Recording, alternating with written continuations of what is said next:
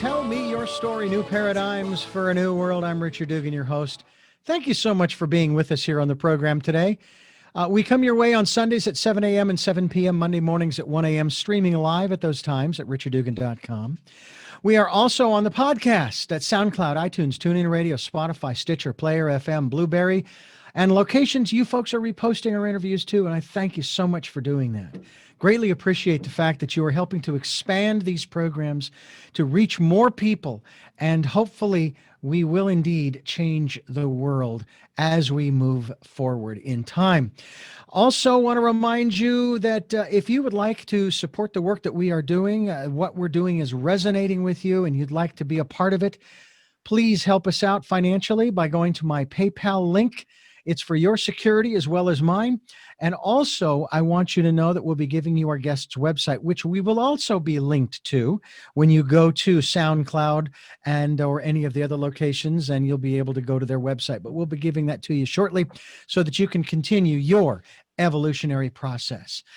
We also want you to participate, as we've been encouraging you since September of 2019, in the decade of perfect vision, the 2020s. We want you to spend time going within, finding that quiet, peaceful, still, calm place to center yourself, to refocus, re-energize, rejuvenate. Listen to that still small voice. It will never, ever steer you wrong. I promise you. And we hope that you will take that time in no matter what the times are, that you will listen to and follow the promptings. I've shared too many stories I won't go into today about doing just that because you just never know where it's going to lead you. So please do that if you can. Today's program is a very exciting program for me because we're going to be focusing on some very important aspects of life and living, if you want to put it that way. We're going to be talking with Dr. Gabrial Cusens, MD. He is, as it's termed here, a mystic for all seasons, if you will. I want to thank you so much for joining us here on the program.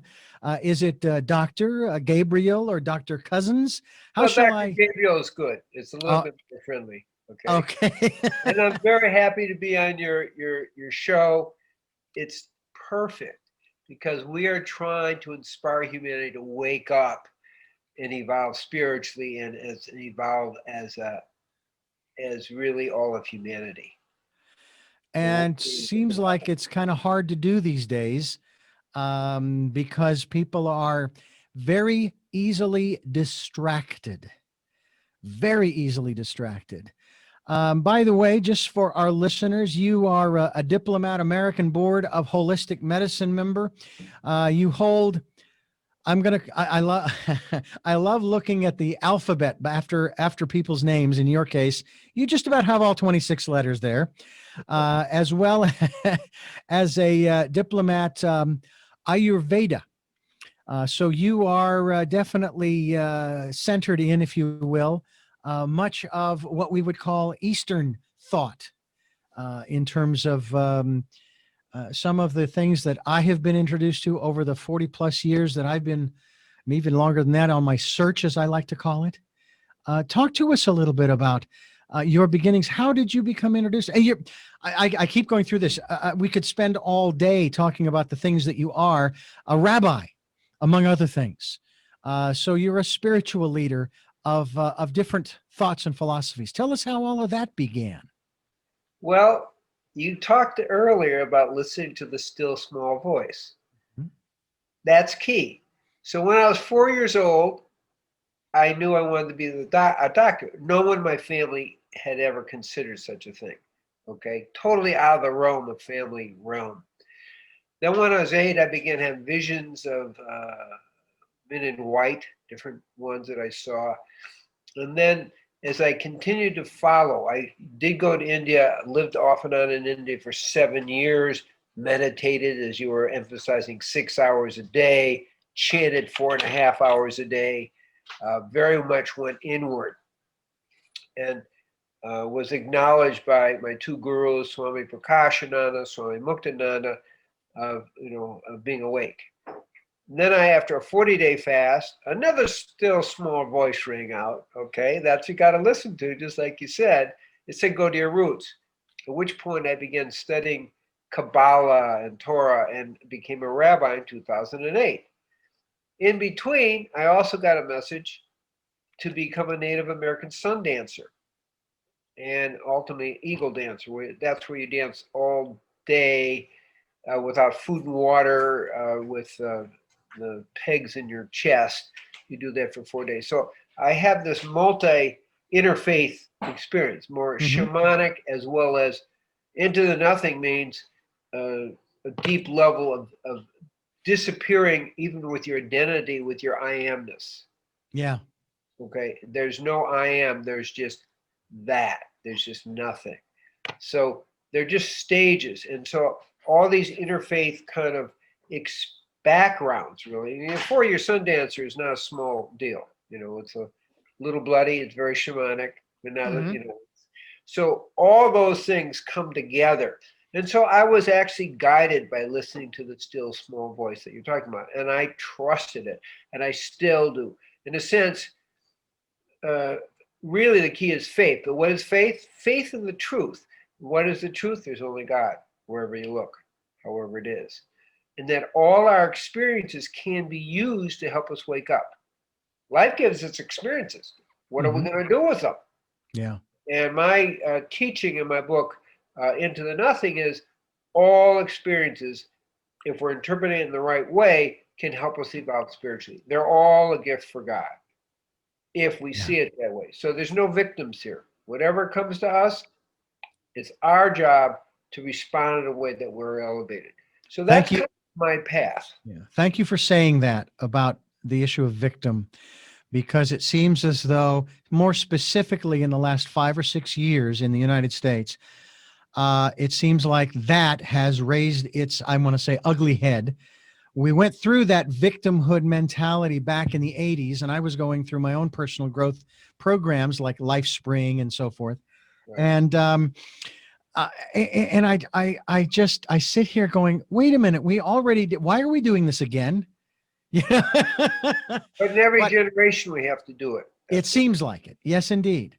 And yet you would think that if we would just get a handle on this concept, that there are no victims, that I am 100% responsible for my life and how it's turned out. I used to joke with people saying, so if I'm not 100% responsible, then when a woman becomes pregnant, she isn't 100% pregnant. She might be 60 or 70% pregnant. That's impossible. You're either pregnant or you're not. So you're either responsible or you're not. But it's not about that. It's more about acknowledging in my head, if you will, and heart, that I am responsible. It's, I could sit here and say all day, we're 100% responsible. So the key for me, the key responsibility is how we interpret what happens to us. In my world, destiny happens. Okay, over lifetimes, we've created all those things, but they're there for us to grow spiritually. So to me, the key thing is the world is how you see it. The world is how you believe it to be. Dirsti Shirsti, it's from India saying. And so how we interpret what's unfolding is the key. And if you say, oh, I'm a victim, that's an interpretation that minimizes, contracts, and limits your spiritual understanding because you're not taking responsibility, which is what you were just talking about. We take responsibility, from my point of view, by seeing what's happening and interpreting it so we're uplifted. And that's really what my book is about, is how do I make everything that happens interpreted in a way that I'm elevated spiritually. Now, that small voice that you talk about, I was given, before Life Springs, we had Werner Erhard Est. Est, that was an outgrowth of Est was LifeSpring, from what I understand. So that's why I'm tuning into that. So in 1973, I took the last Werner Erhard thing, and I had a vision. And again, these people kept showing up. It's Abraham Sai Baba of Shirdi, not the current Sai Baba. And a special Native American figure, a Hmm. crazy horse. And so they were kind of mentors that kind of appeared. And I since have worked with those energies very specifically. Literally, when I was in India, Sai Baba of Shirdi appeared before me. Now, is that your imagination? Well, it just happened at Swami Prakashananda, the first person to acknowledge me as being liberated. He saw it too. It actually was a materialization. It wasn't like just my imagination. And these beings also initiated. Energy came out and it actually knocked me over, the energy. But there was somebody witnessing it. And the same thing happened with Abraham. I was doing a 3-day dry fast in the Negev desert. Often people died just by one day, but I was there without food and water for 3 days in a semi cave overlooking the Dead Sea, and Abraham appears and transmits the consciousness of love, of oneness, and of literally walking before God and being a witness to uplift all humanity. So those energies go in. So we're on different levels working with all these beings. And it was Crazy Horse who really inspired me to do the sun dance. That was 4 year, and also I'm going to call it Eagle Dance. Eagle Dance is where you never leave the circle. Sundance you can leave at different points. So what I'm saying is that we're giving messages just like you said. What are we going to do with them? Are we going to listen or pretend it's like we're having a hallucination? And when people materialize and there are other witnesses, it gets very confirmatory. So that's been my story. I'm just following the voice, that still small voice of God that you talked about. Mm-hmm. And I just follow it. And then it leads me for my evolution where I have to go. That's kind of in my story. I mean, in my book, there's a lot more phenomena going on. But beings on the other planes are also working with us to help us evolve spiritually. That's been my, I cite it multiple times. So I took on Abraham's quality, but once in Petaluma, where I am now, in California, north of Marin, I was meditating in the woods, and the goddess Lakshmi appeared. Wealth, spiritual and physical wealth. And it's like, what are you doing here? But nevertheless, she came and merged, and those feminine qualities and all her gifts came in. So they really are helping us get to higher levels of spiritual understanding. Okay, there you go. Okay, I carry that in my wallet. Okay, so that's beautiful. So she appeared. It's like, okay, and merged on multiple levels. I write about it in the book. So we are given really beings at the astral plane. These are astral plane experiences. We're given those to help us if we're willing to listen. Mm-hmm. Our job, listen, show up. At some point, so much energy is going on with the Kundalini. It's like, I just have to show up. Yeah. And that's spiritual willpower, what we call in the East, Icha Shakti. Spiritual willpower is absolutely needed. Got to keep showing up. Can't quit. Keep showing up. So those are all kind of a part of my path. Really simple. Listen to the small voice. Do it. Show up. Keep going. Not complicated spiritual path, and see it with the eyes of how does this help me further my liberation. Yeah. It is Into the Nothing. It is a spiritual autobiography of Dr. Gabrial Cusens, and we are here talking with him today about his journey, his experiences, and the insights that he is now here to share with us. It's one of the things I love about this program is the fact that we get to meet so many individuals who have such a diverse set of experiences. One of the things that has occurred to me, Doctor, is the fact that we could sit and list, maybe on one hand, maybe two, all of the various emotions that we experience. And we collectively, as human beings, all experience the same emotions. It's only the stories that are different, but the That's right. stories are just as important as having that experience of sadness, fear, happiness, joy, bliss, and so forth. The stories are very, very important because they reflect how we look at the world. And are they uplifting stories that evolve us spiritually? Okay, this happened. You have a picture of Lakshmi. It happened. Now that's an upliftment. Mm-hmm. Okay. So those stories, as in my book, are really, it's meant to inspire people of, just what life can be if you follow the voice and go be inspired by your stories. Yeah. We aren't our stories, but we should be inspired by them. It's like Yeah. choose what you're going to ride, Mm-hmm. archetype. And we can choose to ride the archetype. We don't have to think that's who we are, but we can use that to empower us. Yeah. That's a super important thing. Because people say, well, you just in the now. No, where the past, present, and future, I call it eternal presence. Everything's happening at once. Muktananda's guru said, nothing has ever happened and everything has happened. And so it's holding past, present, future simultaneously in the nowness.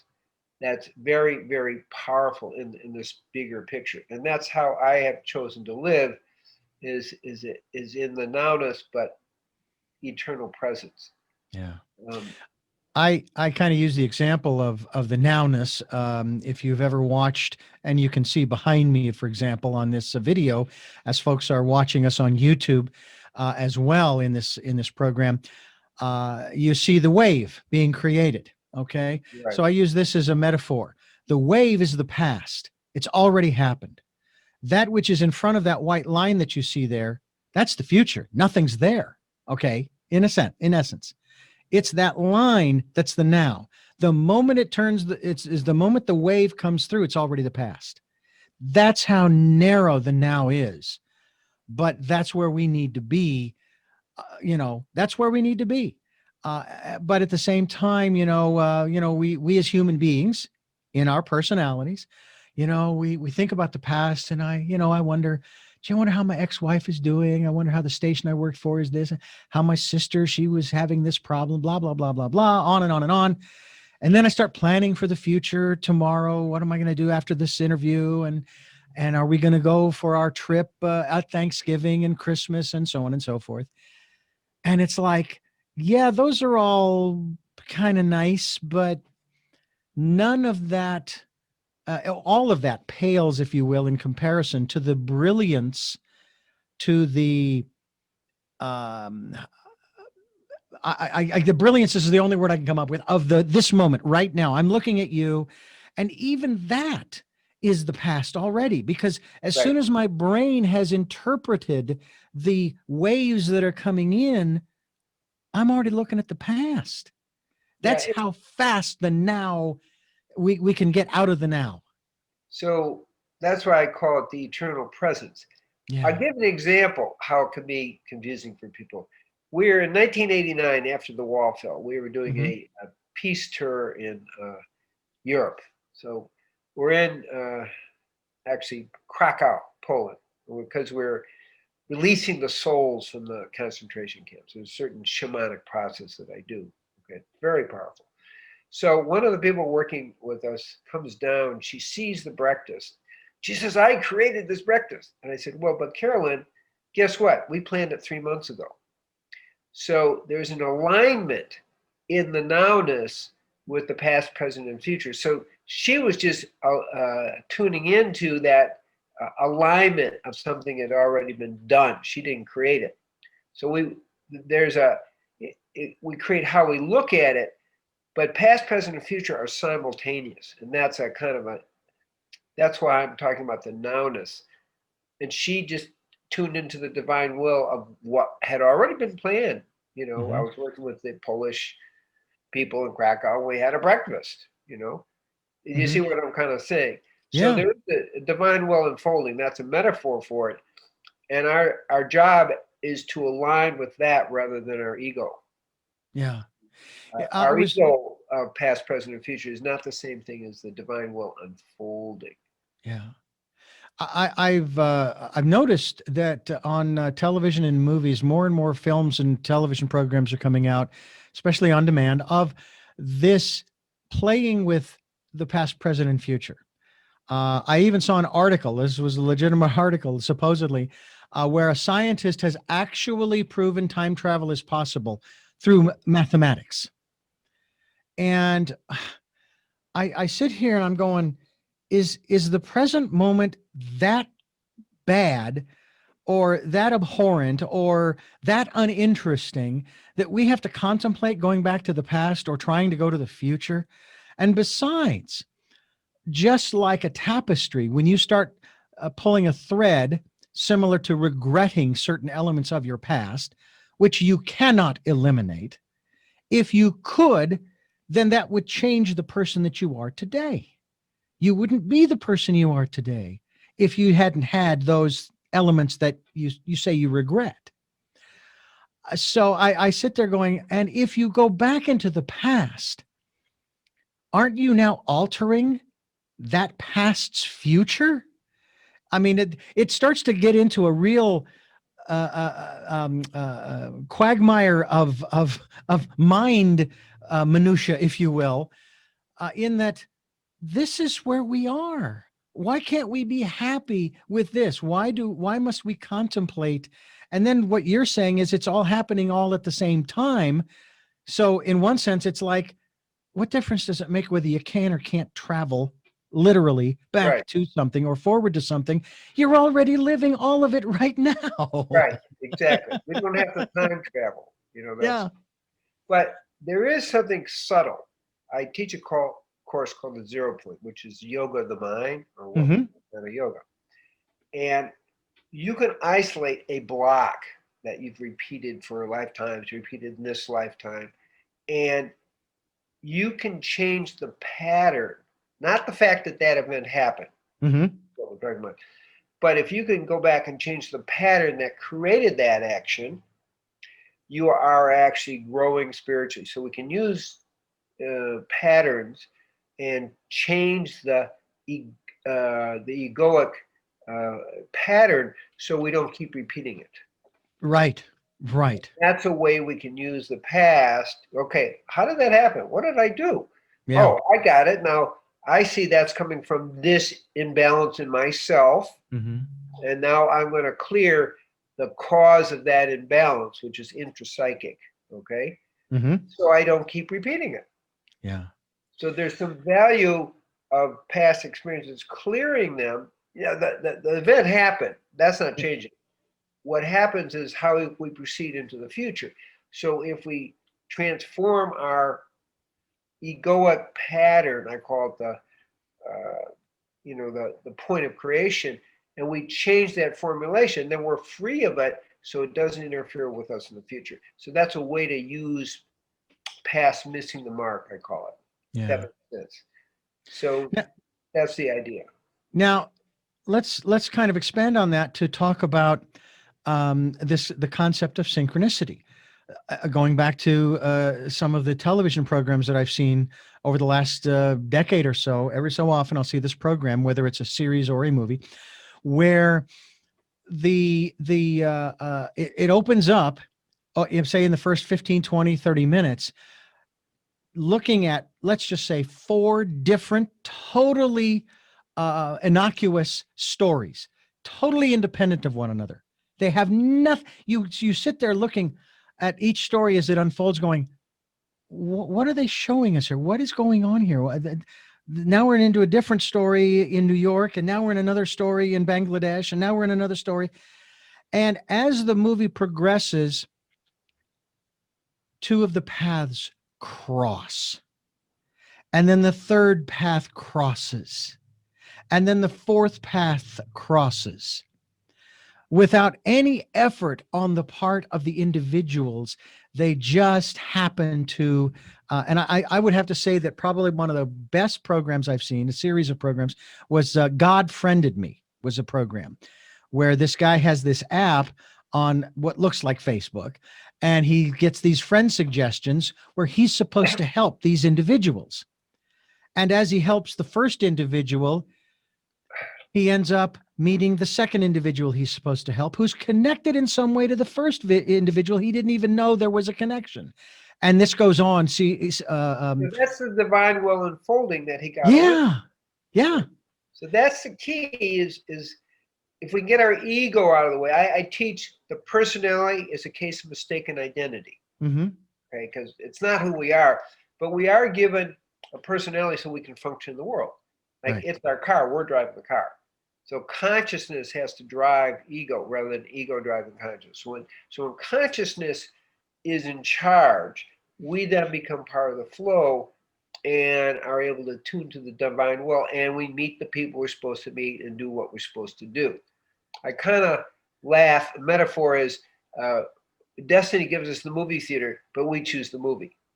Yeah. So we have to be clear, what are we choosing? Are we going to be victim? Are we going to be evolving person spiritually? To me, all the AI, all those things, has nothing to do with who we are. We're put on the planet, from my point of view, to evolve spiritually, to move back into the one. That's it. And nothing else matters. And it's not how many, things you can, not how many things you can produce. Uh-huh. It's like, are we going to do everything we can that's given us to evolve spiritually? That's the only purpose we have for being here, in my point of view. All our life actions, if we see it right, are to help us evolve spiritually. And that's the key. So we get the movie theater. Now, what are we going to do with choose the movie that's going to best elevate us? I'm not going to choose a victimhood movie. I'm going to choose one that's going to help me evolve spiritually. It's going to clear all the, use the word wake. We're the boat, the wake is the past.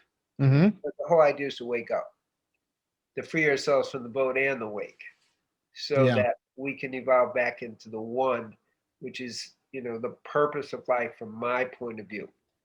And to me, one more thing, it's deeper when you're aligned than Freud's death urge or Freud's sex urge. The urge to merge with the divine is the deepest from my point of view, driving force. It's like, so I organize in my life everything in that direction. So that's my choice how I want to interpret it. Mm-hmm. Yeah. So that's kind of the orientation that I'm sharing with people in my book, Into the Nothing. It's like, you got choices, choose what's going to best elevate you, because there's only a purpose for being here. So I want to know God and merge, dissolve into the nothing. Yeah. And yet you and I both know that in the ancient wisdom teachings show us where we came from. We came from the one. Right. It shows us where we're going to. We're going to the one. Correct. And so in my ego frustration, I go, well, then what the heck are we doing here? Why did we, and what was it that we were missing with the one that made us so, that compelled us so to create this world? I mean, that's, it's like, that's the sort of the paradox. It's like, that's a great question, but the reality is, guess what? You're here. Okay. You're here now. The paradox, the whole path is paradoxical. Yeah, it is. Okay. And part of the liberation path is learning to live with the paradox. Yeah. Yeah. And so one of the stories, or one way of looking at it, we call it the play of consciousness, which is a book that Muktananda wrote. It's like, there's a play of consciousness, and we're kind of doing these cycles, and we come from the one, then we play, and then we evolve back into the one, and it's a constantly deepening. But then at the end, you disappear. Yeah. Game over. And then it starts again. So that's kind of more of a Vedic approach to it, if that makes sense. It's like, doesn't matter what the answer is, why we're here. I mean, we're here to evolve, but how it all happened, I don't know.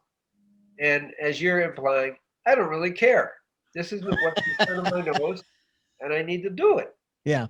To evolve. I'm part of the game, and it's a paradox. Exactly. We are talking with Dr. Gabrial Cusens, and we're talking about a lot of incredible things.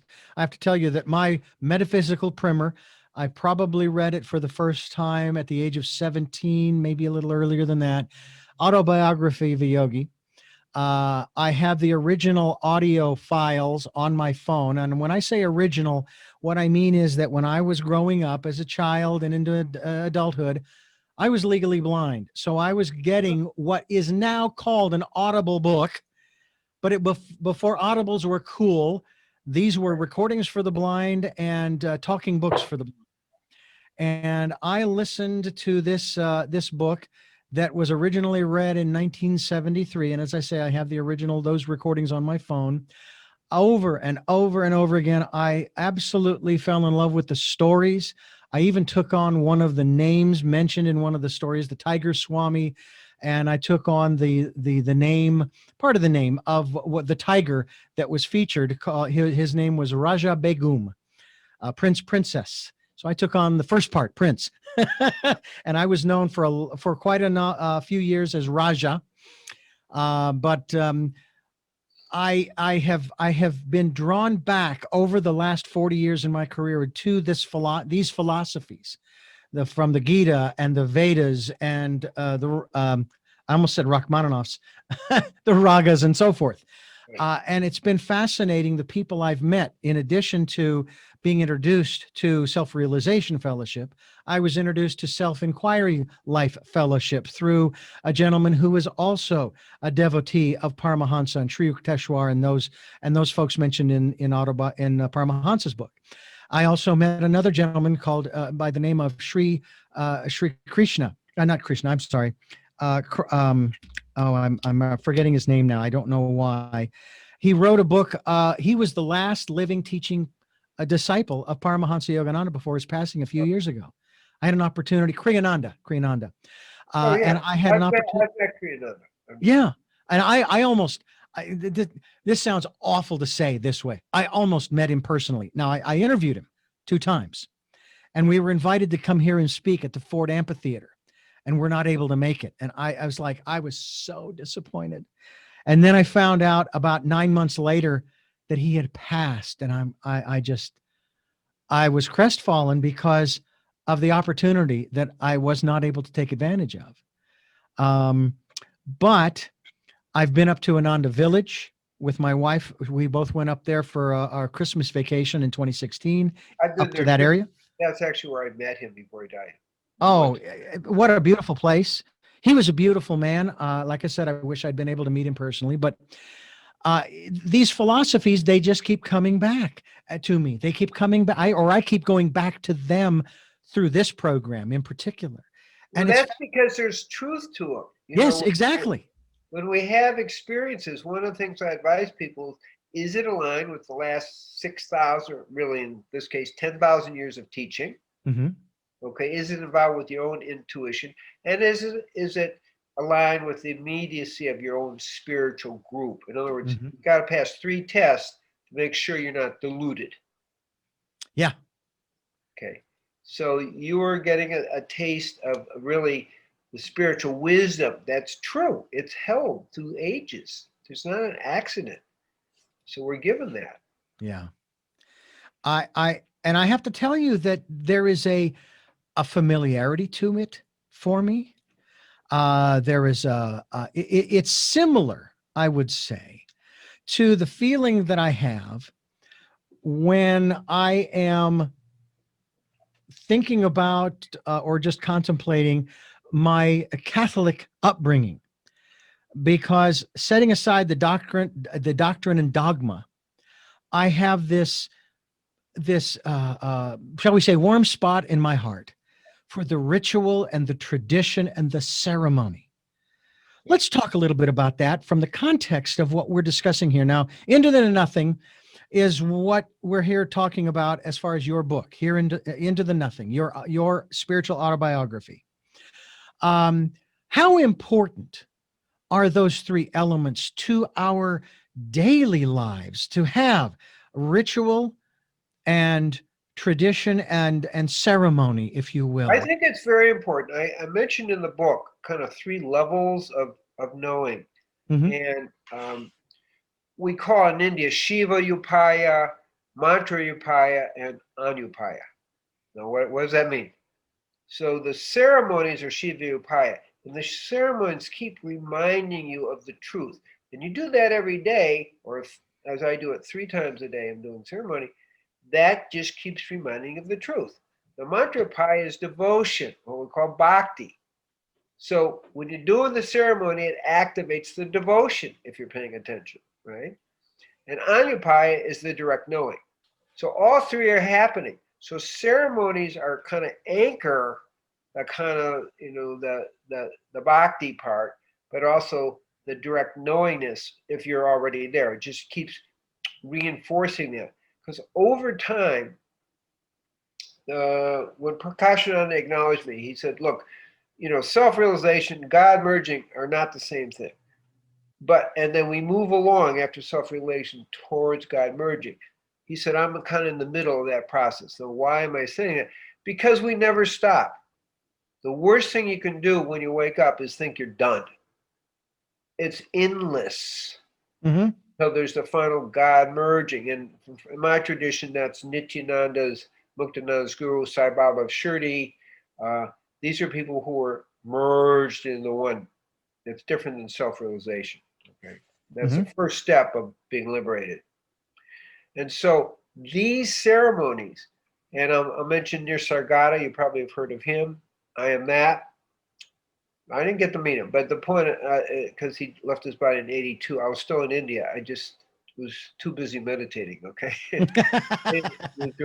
but the point I'm making is there's a spectrum along the way of first waking up and then don't stop, keep going. That's a huge and important message for people, is that you never arrive. There's always another step. And that's part of the message. So these ceremonies that you just asked about, continue to do it. Nisargadatta, I am that. He did what we call puja or ceremonies every day. Most people don't know that, but I knew a lot of people who knew him. Okay, every day, even though he's kind of, I am that jnana yoga consciousness, he's still doing ceremony. So ceremonies are very important for anchoring a continual awareness that grows. The more you feel and experience the truth, the more you become the truth. And ceremonies are like the spark of the fire, then that begins to keep growing. So I totally support the idea of ceremonies to keep reminding you of the truth. Again, even Sai Baba Shirdi was involved in ceremony. He had a ceremonial fire. I used to go there and I'd meditate for 6 hours at a time, and people turn me into a puja. I come out of meditation and I have all kinds of things on me, and gifts and but I was also meditating 2 feet from this roaring fire. Most people couldn't really do that. But the point I'm making is ceremony helps you stay awake and evolve with your awakening. So that's my answer. I do not do away with ceremony.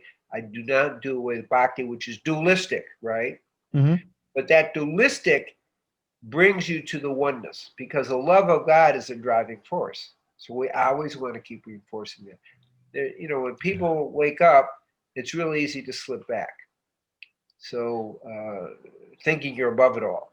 Yeah. So my approach is, I'm not above it all. I'm going to keep doing ceremony. I do these things because guess what? It keeps getting deeper and deeper until you get the Anyapaya, which I'm talking about. That's really part of self-realization. So I totally support people doing daily ceremonies to stay awake. Now, in the Jewish tradition, you have Shabbat, and it's a day of rest. What is it a day of rest for? Duality. You see oneness. So it's the same thing. You're reinforcing with the ceremony, moving from duality of the day of how most people experience it, into oneness awareness. Clearly, you want that every single day, every single minute. But you got to start somewhere. So ceremonies are the starting point. So that's my answer to it. I strongly recommend we're not so great that we're above doing ceremony to remind us. Absolutely. And also in terms of those, shall we say, annual ceremonies, not just the dailies, but those special occasions, special events, special individuals, whether you speak of it in the context of a human birthday, a physical Right. birthday on this planet, or anniversary of a milestone. Let's talk a little bit about that too, in terms of these moments in time as man sees it. Right. What about these aspects of, let's just use this as an example, as I know you know, and I'm somewhat familiar with the terms in Judaism as far as a girl becoming a woman and a boy becoming a man, those ceremonies. And that if you were living, I don't know, maybe not that long ago, but let's say 50 or 100 years ago, and let's say in Israel or some other country where it was time for your bar mitzvah, they would treat you differently. In African cultures and tribes, they would take the boy out and the women would be crying and carrying on, and it's a show for the boy. And when he leaves a boy. But when he returns, he will be a man and he will be treated as a man. But in the Western culture for Jews and the bar mitzvah, the kid's 13. So you had a bar mitzvah. You're not a man because you're not a man until what? You get your driver's license at 16, or you turn 18 and you can vote and or go to war, or when you turn 21, now you can drink, or your first sexual experience, or whatever other event makes that determination. Let's talk a little bit about those kinds of milestones, um, and maybe compare and contrast between Western cultures, I don't know, lack of acknowledgement of what those milestones mean within the culture from where they came. It's a your questions are very sophisticated, very good. So yes, a bat mitzvah and bar mitzvah are, a few hundred years ago when you were 13, you really were a man. Okay. Life was a lot shorter. You really were a man. Yeah. You could get pregnant. You could, things happen at that age. Uh, Not that I'm recommending people, but I'm saying in I the know. context, 13 was manhood. It's very important to have ceremonies acknowledging the transitions that we have in our life and the different stages that we have in our life. So these are very helpful. It's not as meaningful today. Uh, I'll tell you a funny story about myself. I mentioned it. So when I was 13, I chose not to have a bar mitzvah because I wanted to keep playing football. That was where I was experiencing God. I would go so much beyond. I was having God merged experiences while I'm playing football. It's like, okay, that's my interest. I'm not going to miss football practice to study for a year for bar mitzvah. Okay. Later, after returning after a 40-day fast in 1983, a little God message rings out, and it basically said, "Go to your roots." So I'm 40 years old now. I'm ready to take that on. So we have to look at times in our life where it actually is meaningful. That's the time to do the ceremony. So to do meaningless ceremonies, you're 13, okay, I don't want to offend anybody, but most kids are not ready at 13 to be a man Yeah. or girls to be a woman. Okay, biologically, there's some readiness because you can have babies. But so the key is the ceremonies to have meaning have to be really aligned with your life cycles and the reality of your maturity. Mm-hmm. So the cycles are important. The cycles in Africa, same thing. What was it 100 years ago or 200 years ago in Africa where you become a man is different than today? Mm-hmm. Or is it exactly the same parallel? So I did get bar mitzvah, but not until I was 44. I Mm. was ready to do it. So I was really tuned into the cycles, Yeah. and that's the key. So it has to have some fit of reality to it. 13? Who are we kidding? Yeah. How many 13-year-olds, what? And I wasn't, again, my football is a big deal for me, but part of it was a big deal. Besides being captain of undefeated football team, there were many spiritual things, college football team and National Football Hall of Fame. There were many spiritual events that happened to me because I went beyond my limitations. and went into, as I mentioned in the book, times of total unity with team, and both teams. We're all one on the play of life. We're just playing polarity. So there's lots of kind of taking mundane like football. I write, all I ever learned from life was meditation, from playing football, and in sacred relationships. Now, those are the big lesson places for me, where constantly we're going back to the one. So my first experiences of the one, really a lot was from football experience. I would just, people call it the zone, but it was beyond the zone. Okay.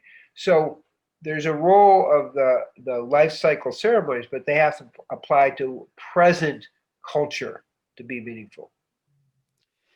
Without going into detail at this juncture, because I've mentioned it probably more times than people want to hear anymore, my moment of, shall we say, a bar mitzvah, though I am only 1% Jewish, according to Ancestry.com, was when I was 33. And it was also the same period of time that I experienced what was described in the movie City Slickers as my best day. And from that day, back in September of 1993, when I was 33, I had a consecutive, probably, I don't know, 15, 20, maybe 30 days where each day was, this is my best day. Not that the previous days weren't my best day. That was then. This is now.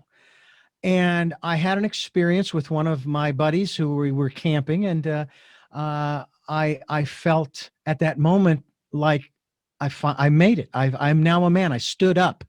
I spoke my truth. I stood my ground, and so forth. A few years later, I was sharing the story, more elongated than here, with my mother. I don't know if it was around the dinner table or what it was, and all my mother could say, and I appreciated her and I love her very much, but all she could say was, "Well, it's about time." Yeah. But if you think about it, I guess that's kind of the way mothers are. They expect their, they and to that end, I remember a conversation I had with my brother. We were at a family reunion out in Florence, Arizona, where we were at, I think it was like the Elks Lodge, and we were out walking in the desert. And I was sharing with him my thoughts, feelings, philosophy, and so forth, and things that I understood. And he says, "Well, it's, my God, you're X number of years away. Oh, it's great. Now you finally got it." I says, "Mike," my brother's name, "it's not when you get it. It's that you get it." That's right. Because not everybody gets it. Yeah. And that's the coming of age. That's where the cycle is important. Awareness that there is a time to get it. So pay attention. Yeah. That's really what we're saying here. Now, you have, as I mentioned earlier in the program, a number of letters following your name, in addition to MD, because of a lot of the work that you have done, not just in terms of education, but on yourself. Right. And I'm curious as to the meaning, not specifically of those letters, but the meaning of the letters in the context of what we're discussing here in terms of pursuing God, if you will, and reuniting with the one. Is the significance only in and for this world that you express those letters, and that, shall we say, learning that you have to other humans that shows them, look, I've been through it. I have these letters behind my name. I've got these titles behind my name or in front, rabbi, all of these things. And by the way, I know how strenuous studying for the rabbinical position can be from what I have read and talked with other rabbis about. That's no easy trick. Now, I mean, that is not an easy journey for anybody. But what about that in terms of the balancing, if you will, of this world and your personality versus that essence in you that knows the only important thing is merging with the one? Right. So what I'm promoting in the book is the holistic way of liberation. That's kind of what I'm really teaching, the Mhm. holistic way of liberation. Now, when I went to medical school, Columbia Medical School, really good, top medical school in New York City. I'm living in Central Harlem and I'm doing all these committee organizing things and stuff. I was really making a statement that there's just much more to being a doctor than an allopathic approach. Mm-hmm. I knew that intuitively. I didn't, at that time, that's in the 60s. At that time, we didn't use the word holistic health. Okay. But I knew there was wait, this is way more sophisticated. There are multiple levels involved with healing. And I had some very powerful healings of patients. As I'm a third year medical student, I helped them tune into what was going on. They're too long to explain, but let's just say I had one patient, she'd been in 5 different hospitals. Nobody could figure out what was going on. I'm the third year medical student. She was psychotically depressed. That's what was going on. Nobody even looked at her psychological state. I brought in the chief psychiatrist. He diagnosed it, and she got better. They did different things. The point I'm making is it's a holistic point. We have physical, emotional, mental, and spiritual, and that's just a general principle, whether we apply it to medicine, holistic medicine, right? Or a holistic way to liberation. So we have the physical purification. So your body, as I write in my earlier books, can become a superconductor of the divine for the awakening of Kundalini. We have the astral plane where we're clearing, so we're not getting stuck with the angels and demons. And obviously had lots of astral plane experiences with Sai Baba Shirdi and Lakshmi and so forth appearing. And then we have the mental plane, which is like pure mind awareness without anything else, what we call Jnana Yoga. And then we have the spiritual plane. So all those are happening. So all those titles are referring to all those different planes. And that's probably the best way to understand it. So it's what we call a meta communication that, there's a lot of experience on a lot of different planes. This is why I'm promoting the holistic way to liberation, because it isn't just about the mind. It isn't just about spirit. It isn't just about playing in the astral plane, which is a little piece here. But it's all of those. The body becomes a clear vehicle. I found in my work eating meat, fish, chicken, dairy, clog the nadis. The nadis are the 72,000 channels through which the Kundalini flows. Okay, so when I'm working with people, I try to move them that way. And another thing that kind of came on me through my Muktananda is he put me in charge. Everybody was having trouble with the energies and we're overwhelmed. What I noticed is they spontaneously tried to eat meat and different things to slow the energy down.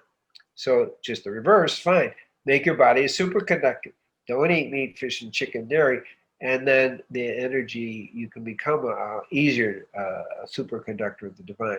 So everything kind of overlaps everything as a weave, physical, emotional, mental, and spiritual. And that's what those letters are about. It's a statement that life is really holistic and we're working on multiple dimensions simultaneously. Yeah. And that's the key. So that's kind of what those mean. I mean, I work hard, I study, I do all these things because I'm also curious. That's me. But the bigger picture is how do we get all the angles so I can deal with the paradox of all of it at one time, the holistic way to liberation, working in physical, emotional, mental, and spiritual simultaneously in the evolution of human consciousness. Yeah. That kind of answers that? Yeah, and it's interesting when we use those terms, whether we use a term like sustainable, organic, holistic, homeopathic, and so on and so forth.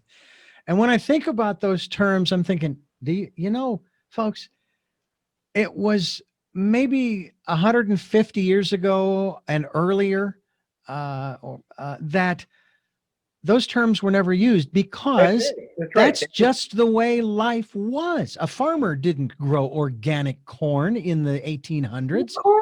He just grew corn, and he didn't have pesticides. He dealt with what was there. In medicine, and you have in many different cultures, you have medicine men and women. And even my wife and I've even talked about this, how she would love for us to find a very small cabin up in the woods somewhere where people would come to her because she's an herbologist and so forth. They would come to her for what ails them, whatever the case might be. And she would have the herbs and spices and all of the different elements to assist them in their healing process, if you will, in whatever form that might take. And that's just the way that it was. But now we put all these labels on everything. And so if you use the wrong label with somebody, they're going to walk away. They're going to turn you off and they're going to walk away. But if you use the right label, instead, maybe just saying, if you need some help, I think I might be able to help you. No labels. Come by my shop, my store, my home, and I will do what I can for you. I will assist you and facilitate. I will help to facilitate your and even healing. I'm a Reiki master, have been for a number of years, as is my wife. And when I'm we also were a Reiki master. well, when we were taught, just as you were, I'm sure, we were told that we were not in charge or in control of what that energy would do. All we were doing is focusing that energy Correct. on that particular person or situation, Correct. and that person or situation would then use it however they chose to use it. Yes. So when we start using the word healing, I sit here and I'm going, yeah, but what if that's not what the person wants? My uncle on my father's side had cancer. We did an absentee healing for him. He passed about 5 days following that absentee healing. And it was after the funeral, my mother told me the story of how shortly after he had received that healing, which he didn't know anything about, he got really angry and he threw his medication across the room, jumped in his wheelchair, wheeled across the compound where he and his family lived to where his son's house was, or ranch. I think it was not so much a compound as a ranch, and went inside. And they had this time of father son and closure of one who is about to transition. And then shortly after that, he passed. That's what he wanted to do with that energy. So when we talk about healing, seems to me that's the wrong word now. I think it's a good point you're making because it's really self-healing. I don't, this is also true with Reiki, but any kind of distant healing, you must have the permission of the person. Right. And certainly we did, but they have to be ready. yeah, So I will ask a person out front, are you ready for this? yeah. Not do I just have your permission. Are you ready for this? And without that, it's not really worth it. I mean, they're not going to be happy, and you're imposing your will on people, Mm-hmm. and that's very, very important in the holistic way of liberation. People have to choose to want to show up. It's Mm-hmm. not your role to force them to show up. I Exactly. think that's what we're talking about. And it could really backfire. And Big time. yeah, Big time. Yeah. And that's the other aspect too, when I think about orthodox medicine, traditional medicine, and I've often asked this question of people, and you're an MD as well, and that is, it seems to me that the medical community in the United States in particular does not know when to say when. They're right. more concerned with quantity of life than they are quality. And if a person just isn't going to have it, the quality, why would they want to stick around? Who wants to suffer? You Right. know, unless of course you're a martyr, which there are those people who they Right. are. And it's your choice. I need to suffer to pay for whatever, Yeah. for karma. But the point is, allopathic medicine is really more mechanical, and Mm-hmm. it's not, physical, emotional, mental, and spiritual. It's missing all those. It's pretty much physical Mm-hmm. symptom relief or treatment, but that's not what life is about, and that's not what most illnesses are about. They do imply multiple levels of causality, and the holistic approach is addressing the multiple levels. Holistic doesn't mean using vitamins and minerals, okay, or even homeopathy. Yes, I do have a degree in homeopathy, but no, it's much more. It's seeing the person as a whole person on all the levels and Mm-hmm. speaking to all those levels in a way that, one, they can hear, and two, they make a choice, because it has to be their choice, to work on all those levels, to evolve all those levels within themselves. We're talking with Dr. Gabriel Cusens, and he has, as I've alluded to and mentioned before, a rather lengthy resume, if you will, of knowledge and experience. And that's one of the reasons. Also, a book that we're talking about, of course, Into the Nothing, Spiritual Journey. And you can go to his website. And I believe, if I'm not mistaken, your website is actually, it's your name, Dr. Gabriel Cusens, DrCousens.com. drcousens.com. And it's There's also called IntoTheNothingBook.com. But DrCousens.com gets you to where you go, so you can order the book. I also have, if people are involved in getting my teaching, because I'm teaching almost every single day, is it's just treeoflifecommunity.mn.co. But drcousens.com, that's easy. Just go to that. And we'll be linked on that, and it's a map to the other places. Right. And we'll be linked to that website so people can continue their evolutionary and transformational process as well. I wanted to ask you another question that, as I've said many times on this program, the universe asks the questions. I'm just along for the ride. And it's been an unbelievable ride, the 40 plus years I've been doing this. I feel as though I should at least have PhD behind my name, but it wouldn't be for a specific subject. It would be a PhD in eclectic studies, because I have been introduced to some of the most incredible, both individuals such as yourself and subject matter. The conversations that I've had with people have been unbelievable. So, to that end, the question or the subject I'd like to jump into, because I think it's very relevant, especially, I hate using the term, especially today in these turbulent times. That's so cliche now. It's so 2019. Uh, what about the sexual energy that we all have? We all contain it. We all use it in various ways, not just for procreation or enjoyment. A matter of fact, in a program I went through called Omega Vector and Delta Vector in the 90s, which was similar to LifeSpring from one standpoint, but it was focused on the writings of Teilhard, who talked about the 0 point, and then, of course, many other teachings as well that were incorporated in it to help people to evolve, to rise up, if you will, raise their consciousness. Okay, it wasn't just about breaking you down to then build you up again, like LifeSpring and, of course, Est and some of these others did, and some do today. But he talked about how nothing that exists today in the material world was not created, or I should rephrase that, it was all created using sexual energy, which probably perplexes a lot of people because they don't understand what real sexual, as we call it, sexual energy is. Can you talk about that a little bit? I'll tell you, you're asking a really good question. So I like to use the word passion. Okay. And there is physical sexual energy. We have a sacred relationship, which is a big path that I teach. It's very important.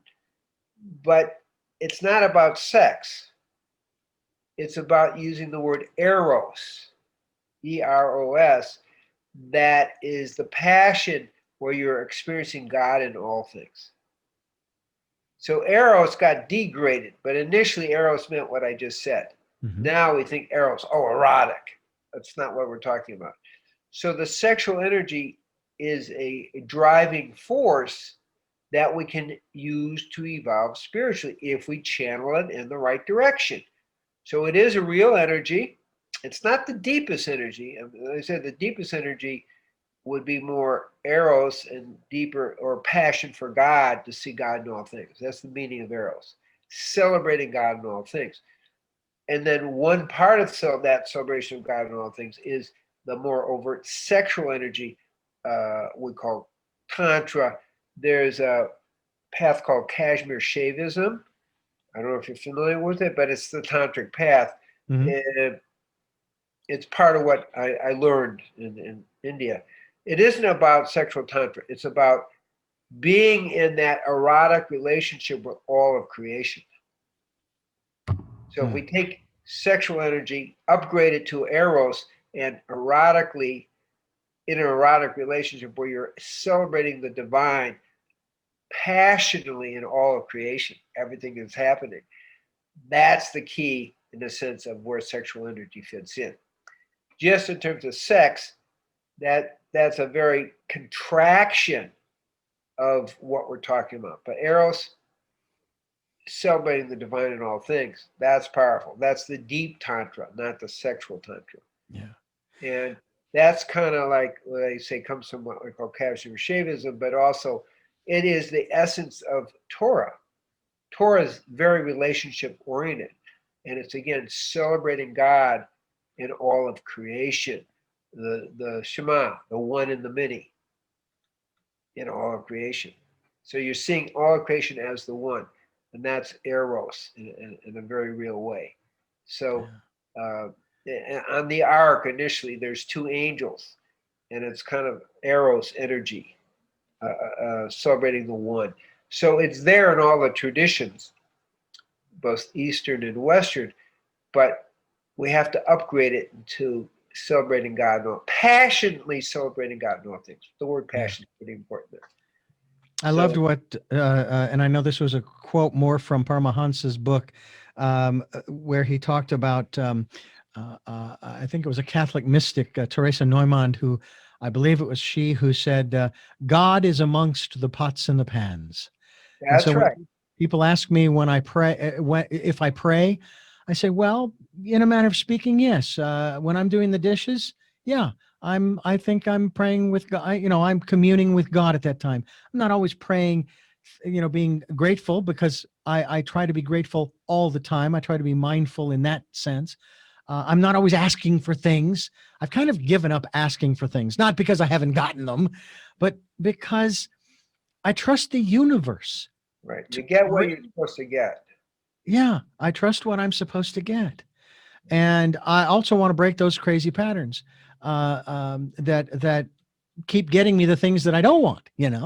I think oftentimes, for example, about The Secret, and I was interviewing someone following the release of the movie and the book and so forth, and they said, well, they left out one very important thing. So really, says they probably didn't do it intentionally. It wasn't on purpose, but they left this one element out. And I said, well, what's that? And they said, well, it's all fine, well and good as far as the law of attraction and, asking for what you want. For example, you don't want to say, I don't want debt, because you're going to get debt.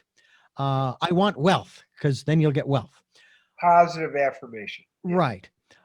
What they left out was the fact that how do you know that what you are asking for is either part of your life's purpose and or in your best interest?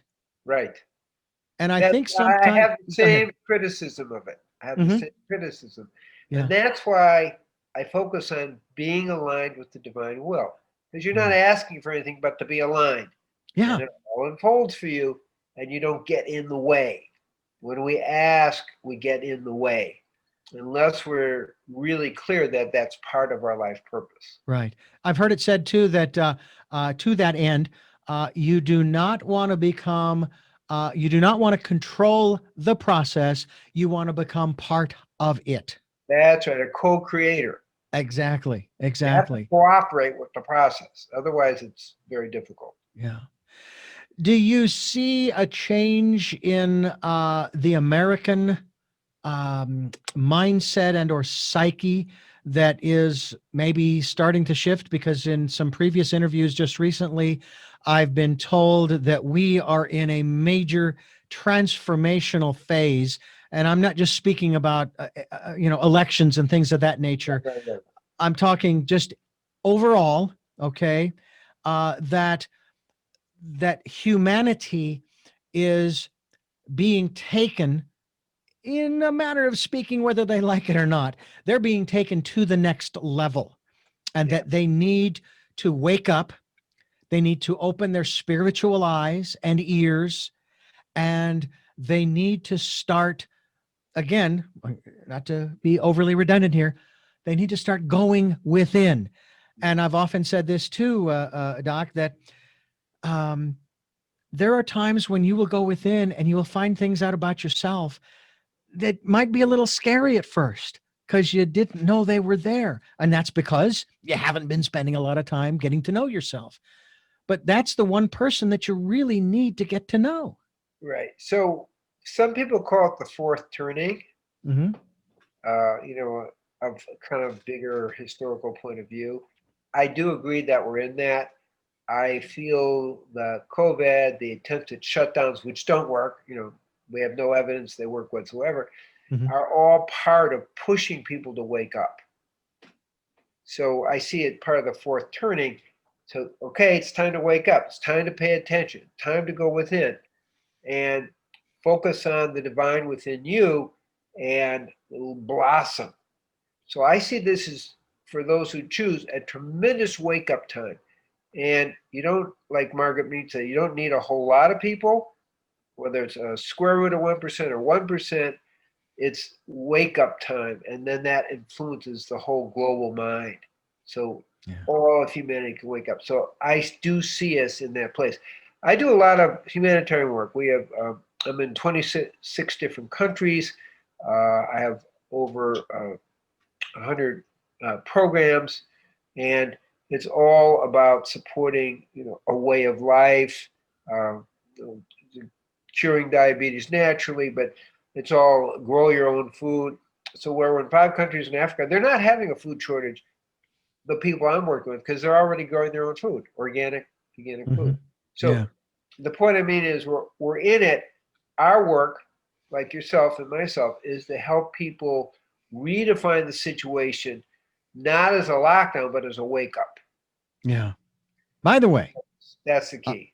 I must make this point because I've been sharing this with our listeners for the last 3.5 months.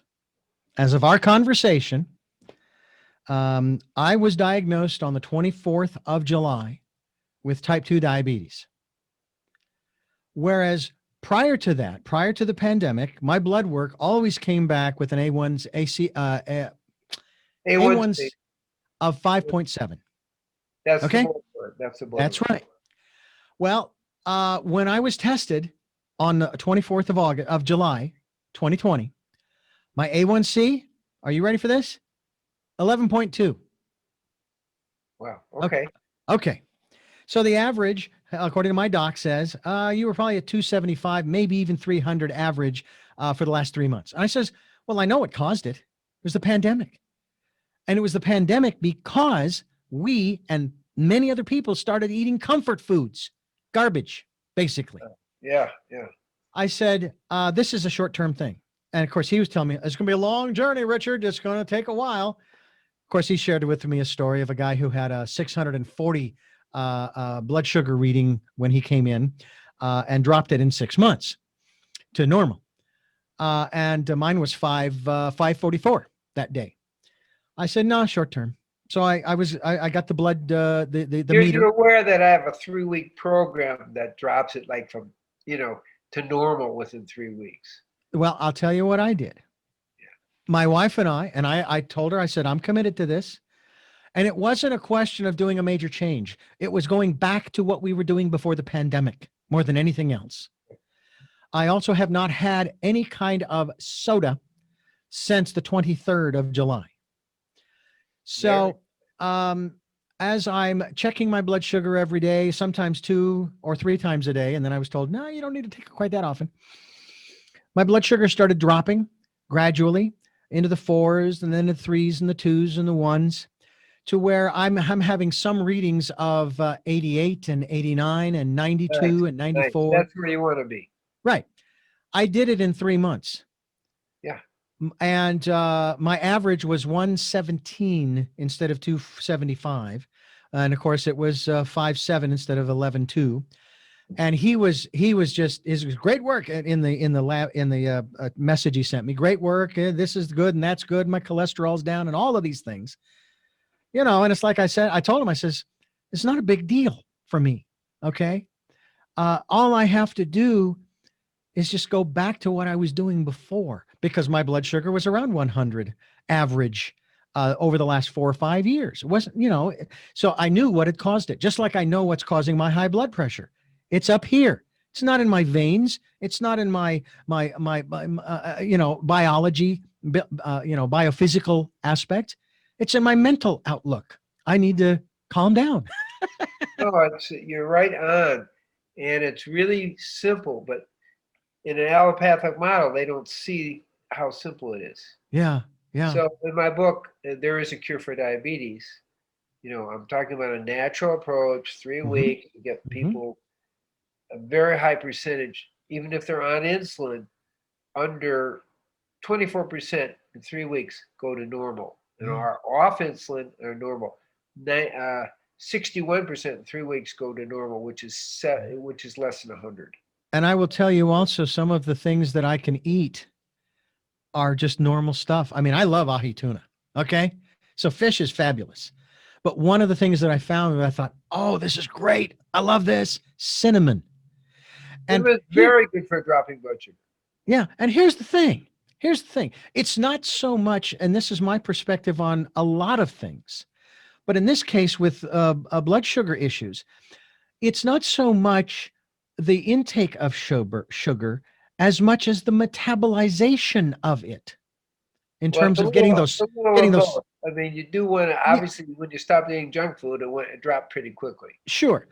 But if you can certainly cut your sugar back, and then eat those things that help to balance the metabolization of the sugar, you won't get the spikes. That's right. And I also told my wife, I said, with this meter that I now carry with me everywhere, and I think everybody should carry them. Okay. I think everybody should check every few days, I think it's a great thing to have in that regard. But I said, I can't lie to the meter. It's gonna catch me if I cheat. If I go have a Coke or something, it's gonna catch me. Right. So I'm not going to do that. Plus the fact that she's very concerned about my longevity. I have to live to 100. My great grandmother lived to be 100 years of age, and I would tell my family and friends I'm going to outlive her, but she's making it really hard. So I've got another 40 years to go, another lifetime, my friend, of doing these kinds of programs, sharing this kind of information with people. I think that the key, when you found out your A1C was 12, I think you said 12. 11.2, yeah. 11.2. You basically, it's like the SARS-CoV. It's a wake-up call to pay attention. Mm-hmm. You paid attention and you brought things back to normal. Yeah. That's beautiful. And sometimes we need the wake-up calls. Sometimes we do. And so right now, for the mass of humanity, the 8 billion of us on the planet, the coronavirus, by the way, speaking of the coronavirus, as a wake-up call, the word corona, of course, is translated as crown. Yes. And I've been talking with some of my guests who are talking about how we're raising our consciousness, we're attuning, and we're ascending to a new level and so forth. And I was talking with one gentleman who is talking about working on the upper chakras in the head, right? I says, well, that makes perfect sense when you're talking about the coronavirus. Right. It's helping us to rise to the crown level. Yeah. So waking up is important. I mean, we have to go beyond waking up. We have to act. So you acted. Yeah. And you made the change.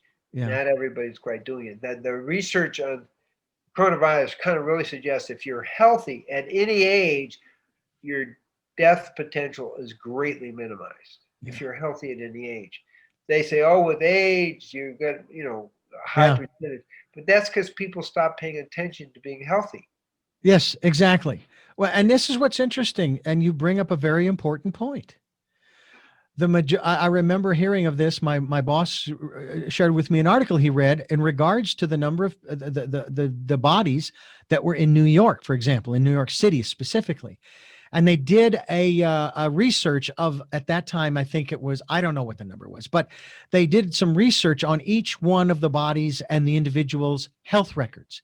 And what they found was that each one, 99% of those who had died, and this was back in either May or June, 99% of those who had died, they were able to determine they had died from underlying conditions, that Right, if they hadn't gotten the virus, they wouldn't have died, but it was because of the virus that their underlying conditions basically killed them.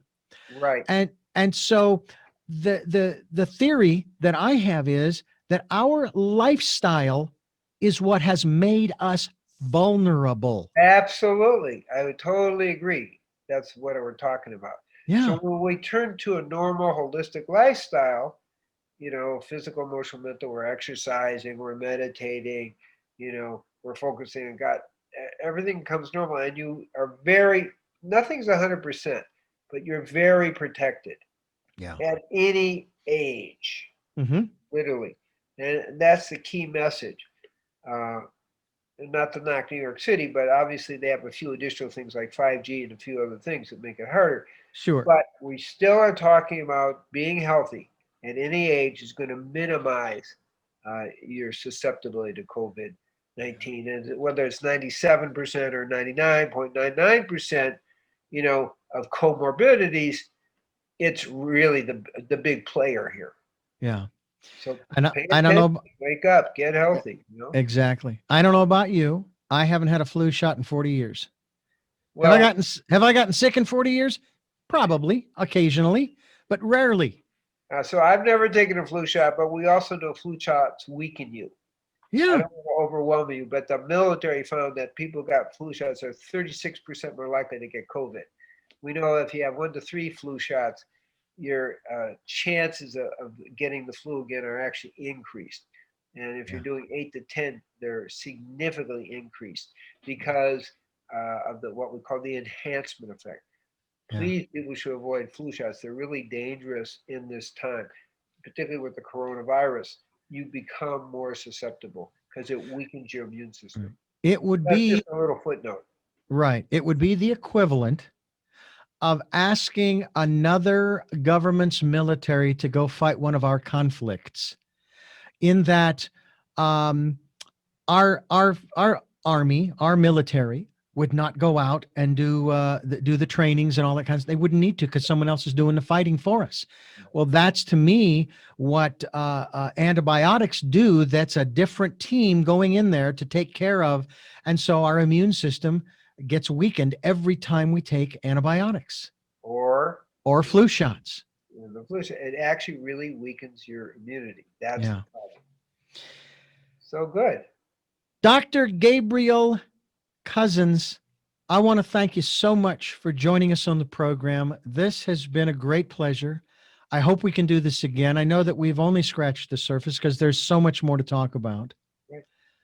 I think, And go ahead, sorry. and I look forward to people going to drcousins.com to find out more about the work that you're doing, the Tree of Life, which is another subject all in of itself that I am always fascinated by. So I want to thank you again for getting this conversation started that I know is going to continue for us. Yeah, I really enjoy speaking with you and sharing, and thank you for talking about Into the Nothing, which is the key to the whole thing. Yeah. And I do look forward to being on your program again. It's fun to kind of, in a sense, rap with you about these very deep spiritual uh, issues. Right. And And so it's fun, and I'm so pleased that you healed your diabetes because that's one of the things.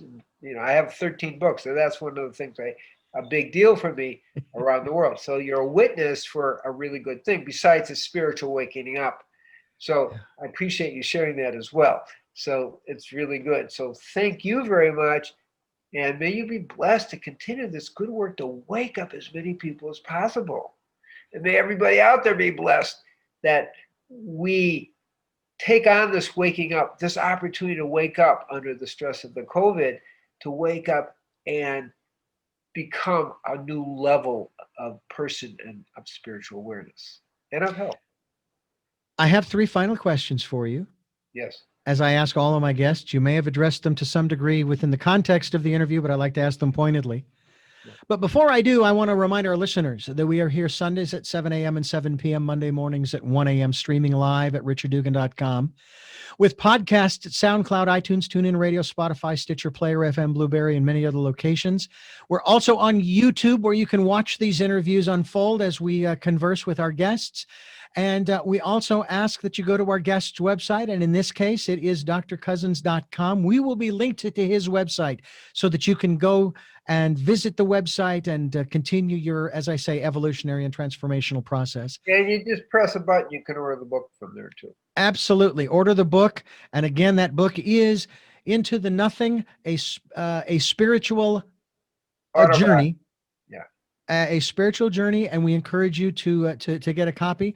Also, if you like the work that we're doing, it resonates with you, and you'd like to support us financially, we would greatly appreciate that. As I said before, PayPal and Patreon accounts are available for your security as well as ours, and also to participate in the 2020s, the decade of perfect vision, to go within, to get that calm, peaceful place of equanimity, if you will, as well as insight, information, intuition, and so forth, to guide you from moment to moment, hour to hour, to day. And I'll tell you what, when you start doing it, the more you do it, the easier it gets. And then just as you're walking down the street, you'll just get these impressions, and boom, you just go. So speaking of going, we're going to go to our three questions, and they are: number one, who is Gabrial Cusens? Should I answer all at once or one at a time? One at a time. So, Gabriel Cusens is a personality which is not who I am. Personality is a case of mistaken identity. So I am part of the one, and ultimately into the nothing, I'm just part of the divine. There is no Gabriel Cusens there at the highest level. Merged into the nothing, you lose the idea that you're a separate ego. There's no separation. So there is no Gabriel Cusens. There's no person standing, no place to stand. So that's the illusion of Gabriel Cusens as we manifest in this physical plane. What is it that you hope to or want to achieve through the work that you're doing now? I have no hopes to achieve anything, but being aligned with the divine will is really getting the word out to the world to wake up. Spiritually, actually mentally, physically, and physically, emotionally. So my work is, again, a holistic way to liberation, and that's really what I'm not trying to achieve, but that's my dharma, that's my service in the world, and that's what I do. It's not what I hope. And whatever happens, happens. That part isn't my problem. Doing is not my problem. Being in that mindset of simply sharing the holistic way of liberation is my role. What comes of it, that's God's problem. All right. And finally, what is your life's purpose? So my life's purpose is to merge more deeply into the one. And purpose and meaning. Purpose is goal-directed. I don't take goal-directed. Meaning is to live as the one, to be in the nothing is in that sense, not just in meditation. As I mentioned, all I ever learned from life was from meditating, playing football, and sacred relations. So is to keep expanding my consciousness from self-realization into the final God, merging into the one. So in a sense, that's what makes my life meaningful. So I don't think purpose, because that's goal, and goals are ego. That's it. All right. Well, I thank you again for joining us and giving us so much time on this program. It's been a great pleasure, and we do look forward to having you back again soon. Absolutely. Thank you. And thank you for your good work. Again, may you be blessed to continue this work for many years. Past 100, okay? I will go for that. I got no problem with that. 60 now, that's 40 more years. Okay. That's right. Wonderful. That's right.